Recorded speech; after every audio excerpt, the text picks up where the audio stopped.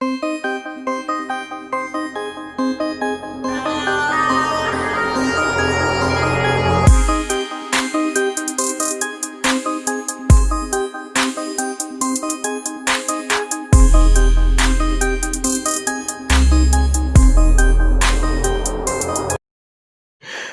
वालेकुम गाइस, कैसे हो सब। आई होप आप सब बिल्कुल ठीक होंगे। सो गाइस यार, आज की इस वीडियो में हमने बहुत ही मेहनत से ये खिलौने बनाए हैं। सो गाइस, आपने हमारी वीडियो को शुरू से लेकर एंड तक ज़रूर वॉच करना है, आपको बहुत ही ज़्यादा मज़ा आने वाला है। सो गाइस, आज की इस वीडियो में हमने बनाए हैं खिलौने।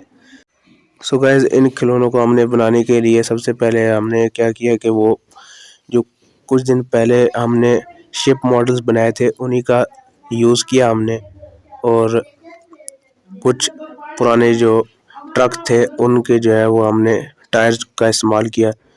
सो ये देख सकते हैं कि कितने अच्छे ये बने हैं, और ये देख सकते हैं कि ये बहुत ही ज़्यादा खूबसूरत लग रहे हैं।